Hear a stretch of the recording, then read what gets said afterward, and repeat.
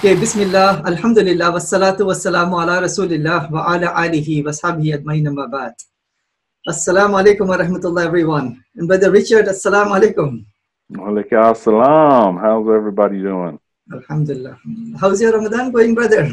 Alhamdulillah. Alhamdulillah. It's coming along. It's coming along nicely. So, people, the viewers who may not know you, they may like to know what time in your life that you felt, what, these are the Muslims over here, this is Islam over here, and then you develop this intense hatred of Islam and Muslims. At what point that you felt that you had that kind of a mentality, and why? Right, and that is an excellent question. I've been asked that. Like, people wanted to know what event happened, what happened in your life that caused such a hatred, and really it wasn't any one thing. It was just built up over time. With everything that was going on in the world, not to mention the fact that I was bitter. I was bitter because I was being forced out of the military because I was injured, and I wasn't able to fulfill my destiny, or so my destiny as I perceived it, and that was to die in combat. Obviously, since I was being kicked out honorably, I say kicked out because they were forcing me out, but I mean, I was retired. And it made me bitter. I hated Muslims, but I also hated the government, and I hated the military because the government didn't need me anymore, and the military didn't want me anymore. But people may be surprised. Why would you like to die in combat compared to coming home to your wife, to your family, to your parents? Why?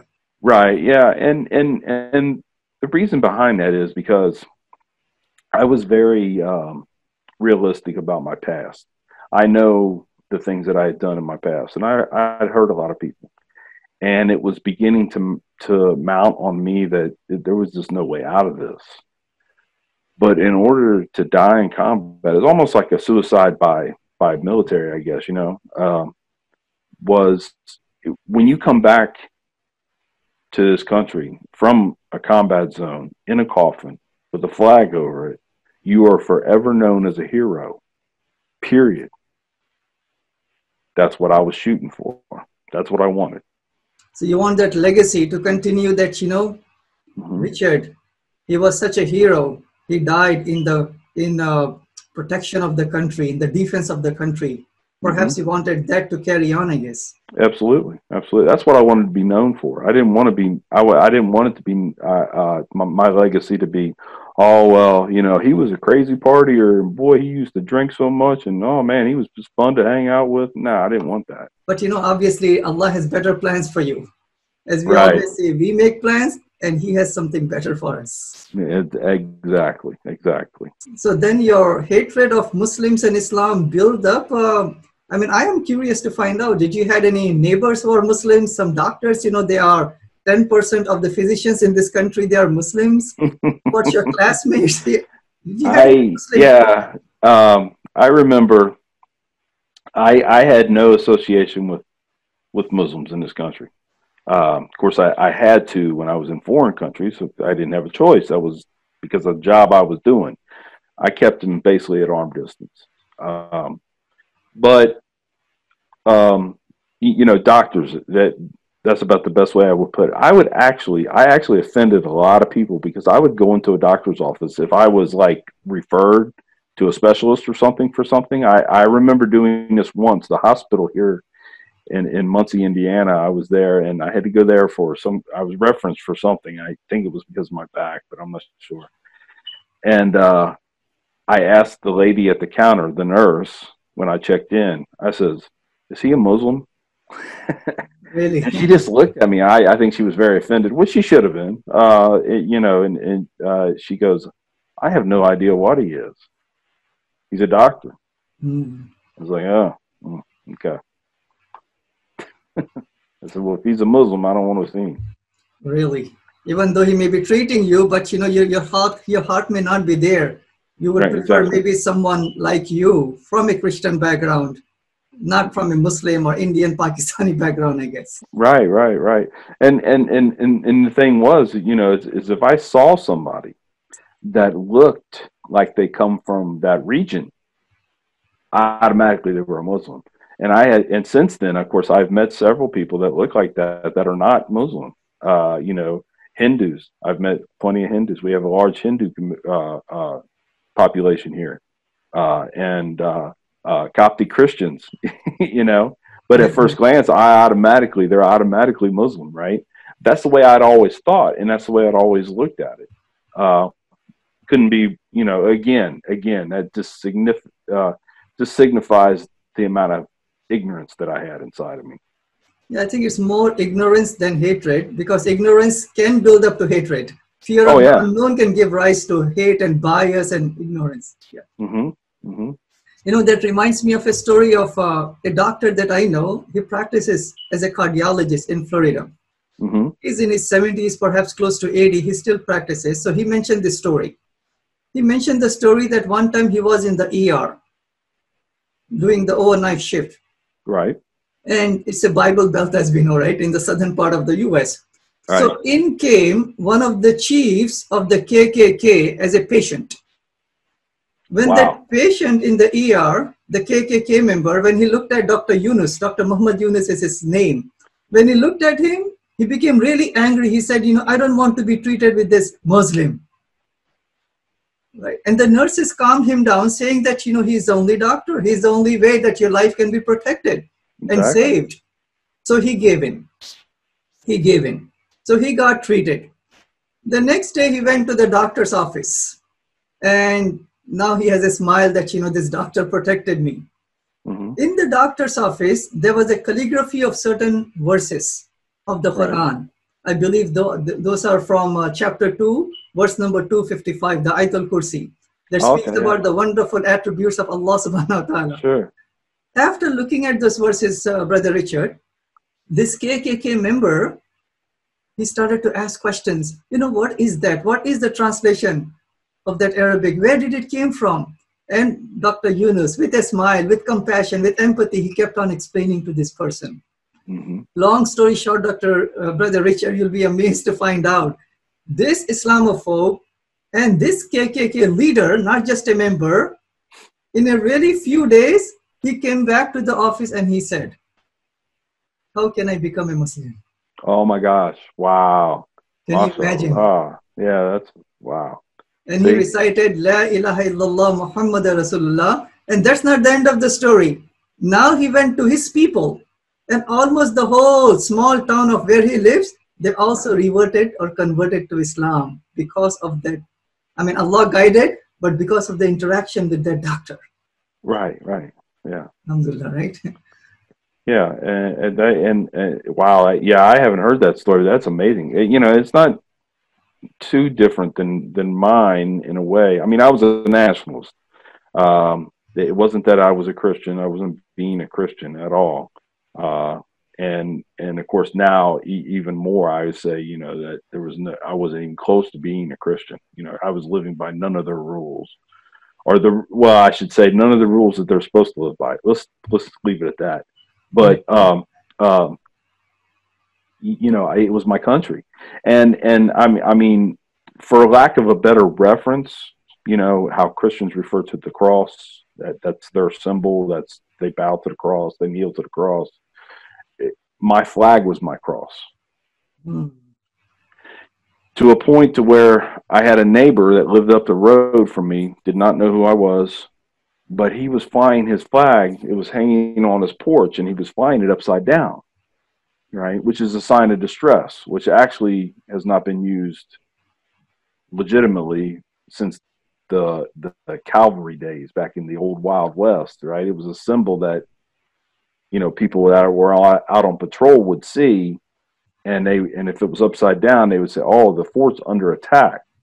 That was what it was originally for. But it's a sign of distress, and I understood what he was saying. He was distressed because of politics and this, that, and the other, and I probably agreed with a lot of things he had to say.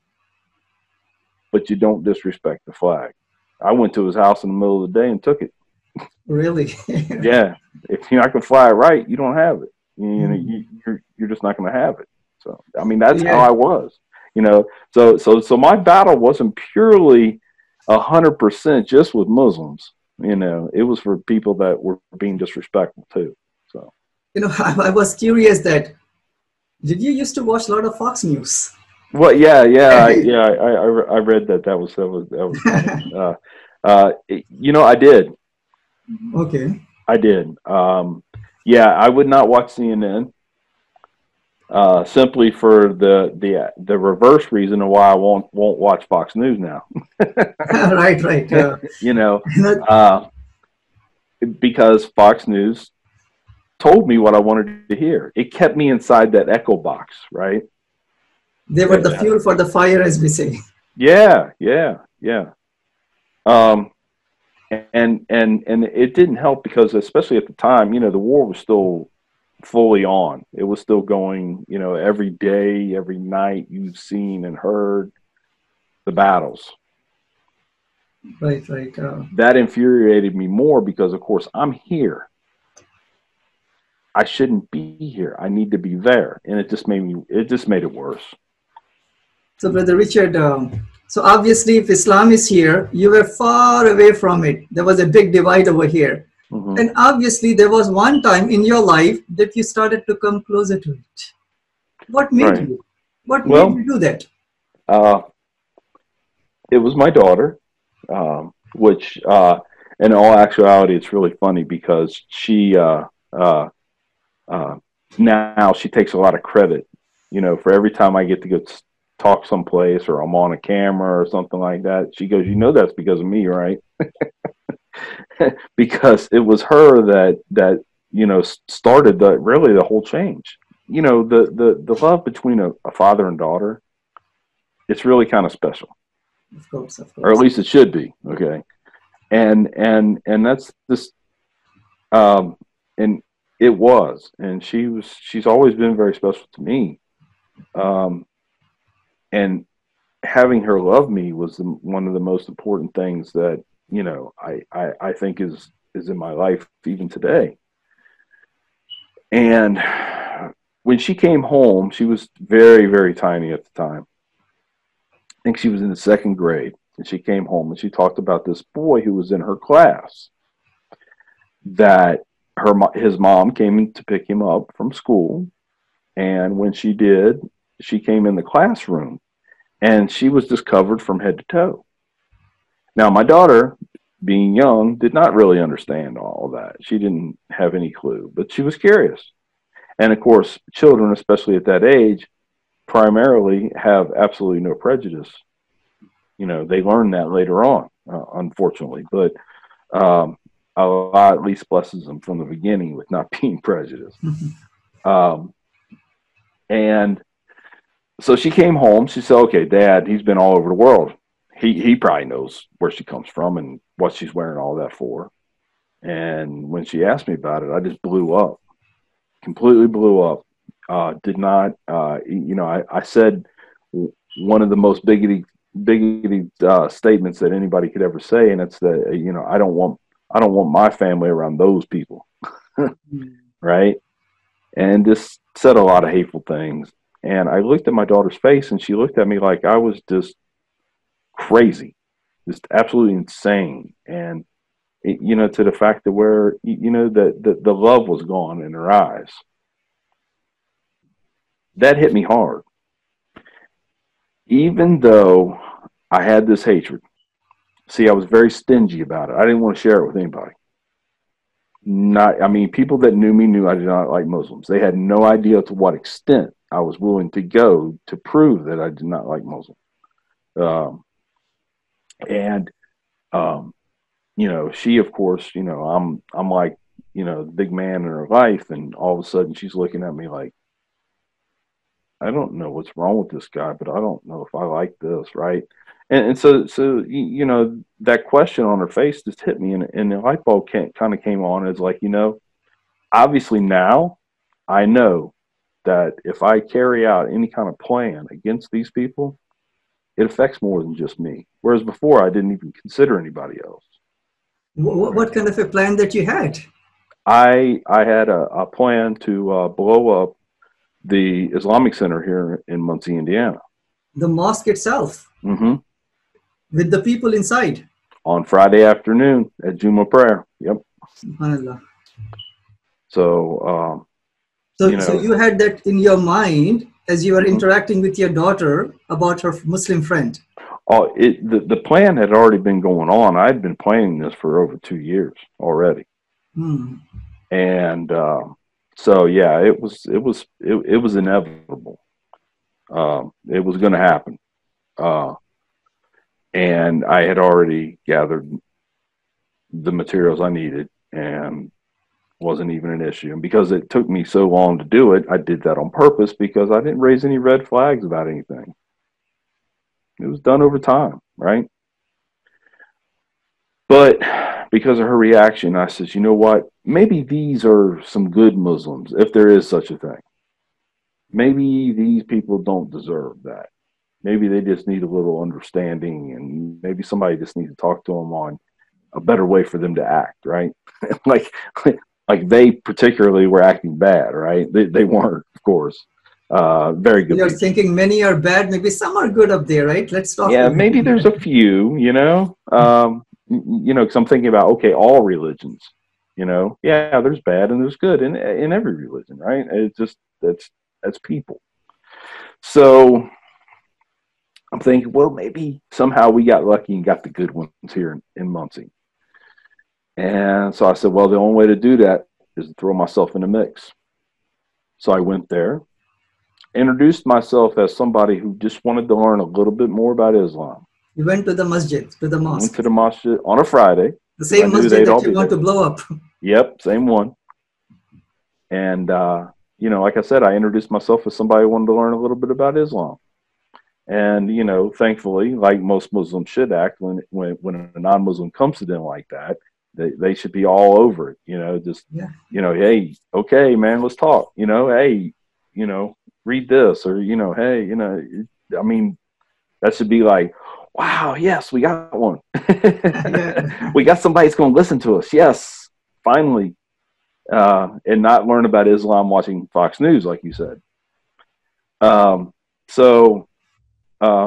that's what happened. I was introduced to a gentleman around closer to my age, and he did something that I think every Muslim needs to keep in mind when it comes to a situation where you have the ability to give dawah.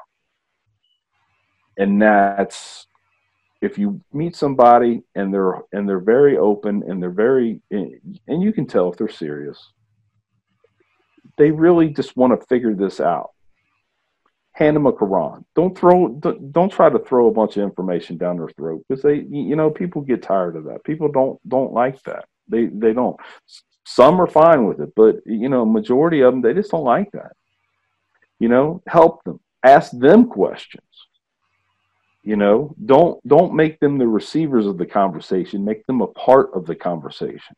Be a good listener, I would say, right? Listen Exactly. from your side. Exactly. You know, just, yeah, be a part, as a Muslim, be a part of the conversation. Don't be the conversation. And he asked me, he says, have you ever read the Quran? And I said, no. You know, I'm thinking in my mind, I'm like, oh my gosh, yeah, I'm going to be cool, because I really wanted to blurt out some nasty things, but I was cool about it. And I said, no, you know, actually I haven't. He goes, well, hey, went over to the bookshelf there at the masjid, went over there and grabbed the Quran, handed it to me, and said, read this. Come back when you have questions. And I did. Because I would read it. I mean, I was very serious about this. This was because I knew this was life and death, because I knew that if I had actually blown this building up, that I was going to end up in a federal prison, and eventually with a needle in my arm. I knew that. I was okay with that as long as it was for the right reason. That was my mentality. So I'm very serious about reading this book. So I'm reading the Quran, and I'm coming across things, and you know, and I'll see something and you know, like kill all the non-believers. That was the first thing. Jumped right out at me. I'll never forget. That was the first thing that really hit me. Is like, oh, there it is, right there. I got him right there. So I went back and I asked. Quran, you read that. Chapter 9, verse number 5, right? So yes. Kill them wherever you find them. You kill them wherever you find them. And so I said, okay, now seriously, explain that one. They did. So you went back to the masjid, opened Yeah. the Quran, and what about this here? Yes, exactly. And they did. Oh my gosh. And it's like, duh, that makes complete sense. Mm-hmm. Oh, no kidding. Okay, I understand. You're getting bullied. You're tired of getting bullied. Finally, you got to make a stand, right? And that was it. That was the stand back then. It's living or dying. Unfortunately, that's just the way it was. So yeah. So because languages or whatever. I mean, that's the way it was described in the Quran, and that's the way it was carried about. As word from Allah. Given to the rest of the Muslims by the Prophet sallallahu alaihi wasallam, that he, this is it. Okay, we're done. We're not going to be aggressors, but we are not defenseless either. So I'm like, oh man, that makes sense. Oh gosh, because I read the Bible, and I'm like, that's all over the Bible.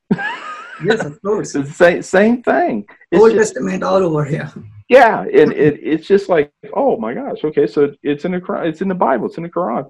It's the same thing. It's just because it was in the Quran, and because they said non-believers, that was what I think sparks most Islamophobes, because they don't understand truly what the non-believer means.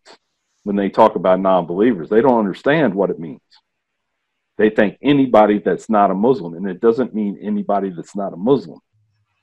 It was an historical entry into the Quran. It meant the pagans. It meant the people from the Quraysh, the people who from Mecca, the people who were trying to kill the Prophet, peace be upon him, and his companions and his army. That was it.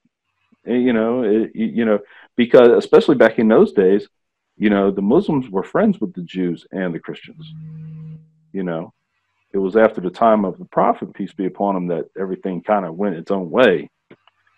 But, So of course, so that brother in the masjid, he gave the proper context of those passages in the Quran, that they came in the context of a defensive war. The Muslims and the mushrik, they had a treaty. They broke the treaty. They came to dismantle Islam and the Prophet and the Muslims. So in that context, our Creator has mentioned, in the context of a war, a just a defensive war, now you can fight them and now you can kill them. So that proper context has to be there, and probably that's what he explained to you. Oh yeah, absolutely. And and two, is a problem with contextualizing. Now, all religious leaders probably of all faiths have done this at some point in time. It just for some reason they do this, and I don't know why. But because just taking that verse, if you just take that verse and give that to somebody, what are they going to think? Of course, that's what they're going to think. It's the reading before, finding out what the story is that builds up to that actual verse, and what comes after it. Because before then, what really started to trigger me until I'd read that verse was 532, which is, to save a human life is to save all of humanity. To kill a human being is to kill all of human life, right? And I was like, wait a minute. That makes absolutely no sense.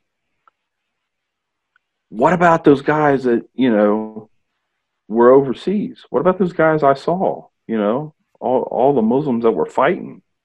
What about those guys? This is their book, right? That's what I'm thinking. I'm thinking this is their book. And this is what they're supposed to be living their life by. And supposedly they're real serious.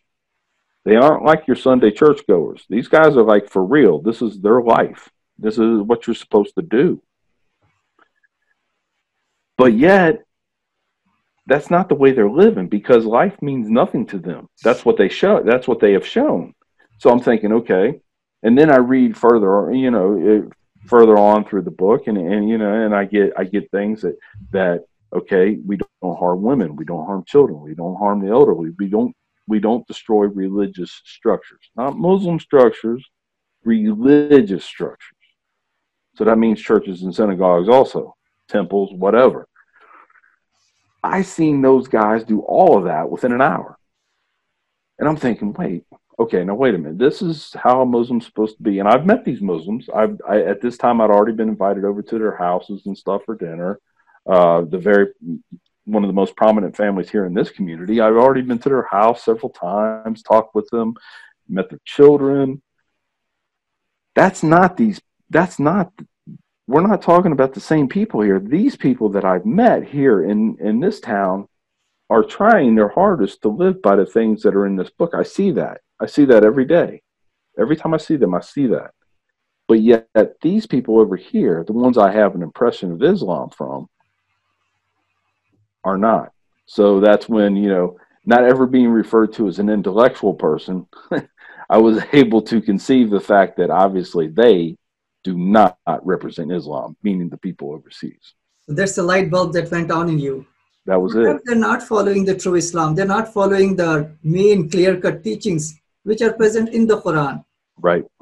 That passage that you mentioned from chapter 5 of the Quran, Surah Maida, ayah 52, where it says that taking one innocent life is like taking the life of all of humanity. Allah did not say that taking the life of a Muslim. Any life in the eyes of Allah is as precious as anyone else's life. And that's the beauty of that verse. Yeah, exactly. It's about humanity. It's not about a Muslim. We need to worry, is our Islam correct? Are we doing what we need to do? Because we can't answer for other people. It states that. Yeah. We can help. We can try to guide. But, here, there's an old English proverb that says, you can lead a horse to water, but you cannot make him drink, right? And that holds true. You can show them the way. You can point it out in the book, in the Quran, in the Hadiths, in the Sunnah, all of that. But it's up to them to do it. And if they don't, that's not on you. That's a really important lesson for us, that doesn't matter our society, our parents, the peer pressure, they may make us do certain things certain way, but our GPS system obviously is the Quran and the authentic Sunnah, or the example of Prophet Muhammad, peace be upon him.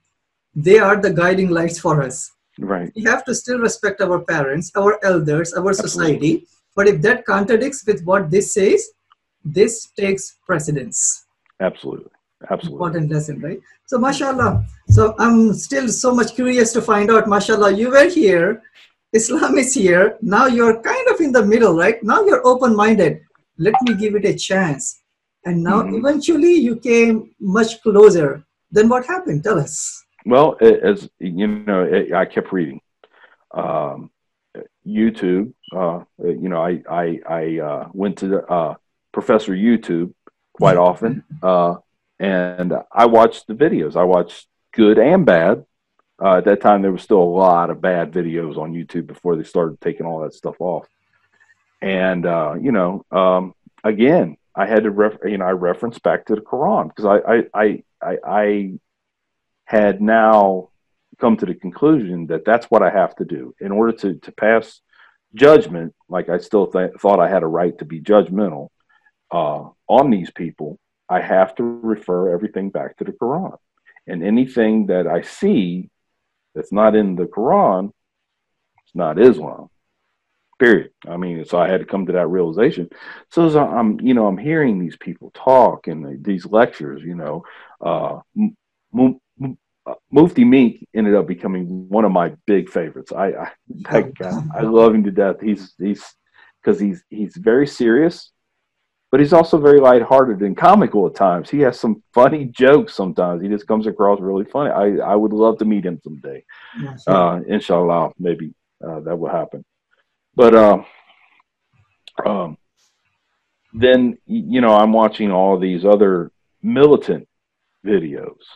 And again, no, everything they're doing, and some of them are, they're smoking, they're drinking.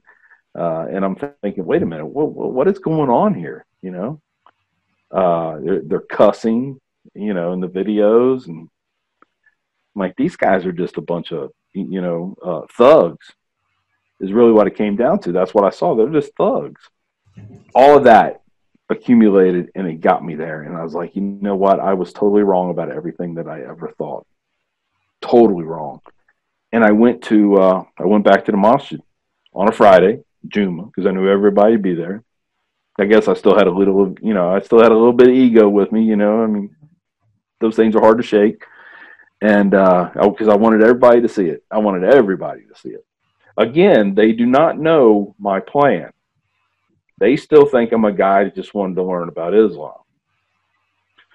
I went back to two of the older gentlemen that I first met my first day there. And I says, I want to take Shahada. I want to become a Muslim. Okay. So they smiled. They looked at me. They looked at each other. And they looked back at me and they go, no. You Shahada? Yeah. They were thinking. And I was like, what do you mean no? And, of course, I was thinking about, it tickled me at that point because I'm thinking about all the things about, convert or die, the sword to your throat and all that stuff, right? Obviously, I've just hit the complete opposite right here because these people don't even want me. That's what I'm thinking. And, they said that's fantastic, but you have more to learn. I was like, ooh, I am not going to disagree with that. I do have a lot to learn. I says, but don't we all? Important question. Yes. Yeah. And I was, and that kind of stunned them. They was like, oh, all right, come on. All right, get it done with, right? Yes. So we did it, and yeah. 8 weeks. La ilaha illallah wa ashhadu anna Muhammadan Rasulullah. Alhamdulillah. 2000, when was this, Brother Richard? That was in 2009. MashaAllah. So this is 11 years for you. Mm-hmm. Alhamdulillah. MashaAllah. Then what happened? I know something also amazing happened with you and the masjid. Well, I mean, I took Shahada 3 years after I became a Muslim. I became president of the MSA at Ball State University. And then a year after that, I had become president of the Multi-Islamic Center, the actual masjid that I had planned to blow up. Allahu Akbar. Allahu Akbar. Can you imagine, right? Yeah. That building that you want to just dismantle because of hatred, and now you became the Amir or the president of that building. Mm-hmm. MashaAllah. This is one of the most amazing stories. MashaAllah. So, obviously, your wife, your daughter, mm-hmm. when I came to the Ball State University. Yes. That's the very first time I met you, right? Yes. Alhamdulillah. This was in 2014. Mm-hmm. The MSA invited me to give a presentation on the topic of one God, three faiths. Yes. Then I gave the presentation, and then you introduced yourself, and we met each other. Mm-hmm. And then something wonderful happened. Yes. My wife had, of course, now that I was a Muslim, had been questioning the faith, and she's a very intelligent woman, very intelligent, and so she does question. She questions everything, which is good, but can be annoying at times. But she questions everything, and if she kept asking questions to certain things that, my inexperience and lack of knowledge, I just couldn't answer. But then she listened to you, and I don't know what the actual question was, but it never got, things I said never got through to her. She asked some question right in the middle, did she? Or I think she did, but I don't remember what the question was. But she did, and that was the answer she needed. You gave her the answer that she needed to hear. Allah made it so that night. Obviously coming from there, right? Oh yeah. Yeah. No matter how much knowledge that we have, He chose you to deliver it. Yes. Yeah, He chose you to deliver that answer. I have something surprising for you, right? Just hold on there, inshallah. Just hold on. Let me do my screen share. And I want to give you some surprise, inshallah. Of Prophet Muhammad, peace be upon him. So the conclusion from this very important slide is that Abraham and Moses and Jesus and David and Solomon and Adam and Noah and all the prophets of God, peace be upon all of them, they believed in that message and they propagated their message to their people. All right, let me give you now the surprise, inshallah. You know, when I saw this maybe 2 days ago, I was almost shedding tears, Brother Richard. For you, especially, obviously, your family. There you go. Yeah. This is the interaction right after the lecture. Okay, alhamdulillah. So we have two wonderful... That's you and your family. Yep. Emily and Dana. And Dana has been learning about Islam for some time. Both of you have been learning about Islam for some time. And they came today to this presentation of mine. The topic was One God, Three Faiths. And mashallah, the amazing thing happens now. Yeah. I was so happy for you when I was looking at you. Oh, man. Yeah. Ashhadu an la ilaha illallah wa ashhadu anna Muhammadan abduhu wa rasuluhu. Congratulations, welcome to Islam. Congratulations. And God has this wonderful news for both of you. MashaAllah, Brother Richard. Yeah, God has a special gift for you. I was so happy for you when I saw this, right? Yeah. Wow, man. That is, MashaAllah. Yeah. 2014. Whew. Yeah. That was quite a good day. It was really amazing, and I knew my daughter. It wouldn't take much for my daughter because she was already interested, and she soaked up all kinds of knowledge, and she was probably the most knowledgeable non-Muslim that I'll probably ever know. Really, mashallah. I mean, she just, you know, it was amazing. She would blow people away. They would ask her a question about Islam, and she knew the answer. Mashallah. So, Allah make her a scholar of Islam. Alhamdulillah. You too, mashallah, and your wife too. Alhamdulillah. There was bikers with chains and with weapons. They came and they surrounded the Arizona Islamic Center. So if you were there in that situation as a Muslim and you are facing these bikers, these Islamophobes, what would you tell them with a smile? What would you say? Yeah. No, and actually, you know, I've run those what if scenarios through my head all the time. And to be honest with you, I actually would look forward to something like that, because that would be something, you know, that would get out, that people would understand. You know, people would say, wow, you know. What I would do is I would go up to them, you know, with a smile on my face. I'd go up to them and I would invite each and every one of them into the masjid. They would need to leave their guns and stuff outside, yes, but, you know, just out of respect. But I'd invite each and every one of them and basically sit down and talk to them. And if they were willing to take it, I would hand them all a Quran and said, read this. Come back when you got questions. Dealing with them with a smile and knowledge. Yeah. MashaAllah. Because I'm not afraid. I'm not afraid of them. The worst thing that could happen to me is they could shoot me and I could die. But you know what? Like coming back in that flag draped coffin, it's not about being a hero now, but it's about, you know, dying, doing what's right. Dying for the truth. For the truth. MashaAllah, right? You know. You're still a hero up there in the eyes of Allah subhanahu wa ta'ala, right? That's all that matters. That's what counts. Forget about all of humanity, what they say, what they think. Sure. What counts is what He thinks about us. If someone would like to find more about you, do you have a YouTube channel or the CBS series that you mentioned? Where can people go to? I have videos all over YouTube. I mean, I didn't put them there, but they're all over YouTube. If anybody would want to get a hold of me, my email is RAMCKINNEY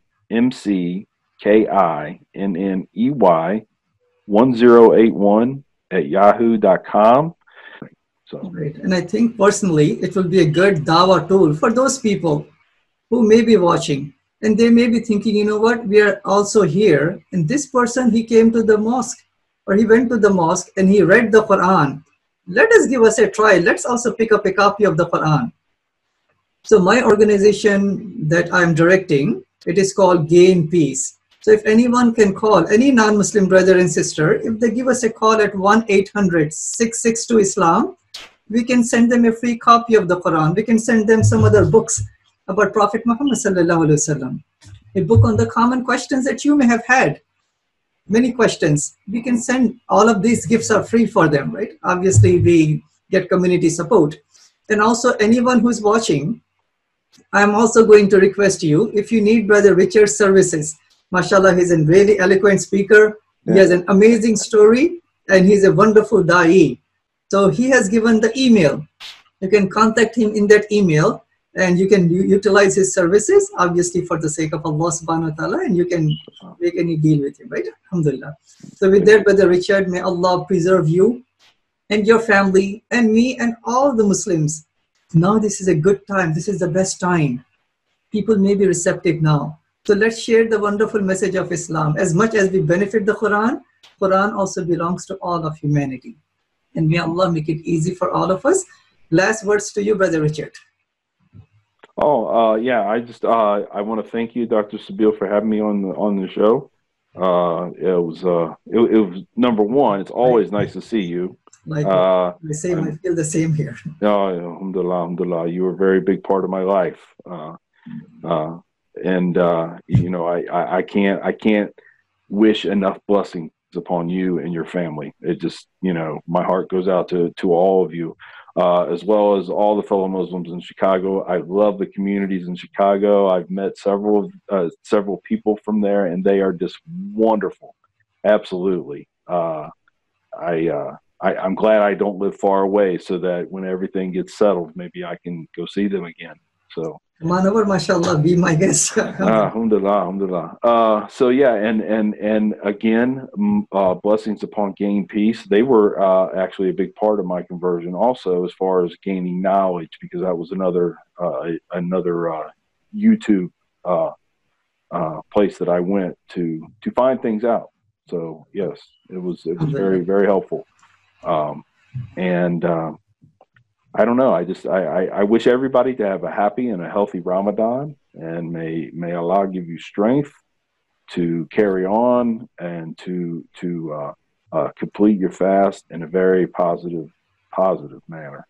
Ameen, ameen. And may Allah protect all the Muslims and all of us from this coronavirus, and keep us safe, protected, and always guided on the path of Islam. Ameen. Ameen. سبحانك اللهم وبحمدك ونشهد أن لا إله إلا أنت ونستغفرك ونتوب إليك. جزاك الله خير, Brother Richard, again. Assalamu alaikum wa rahmatullahi wa barakatuh, brother. That's all.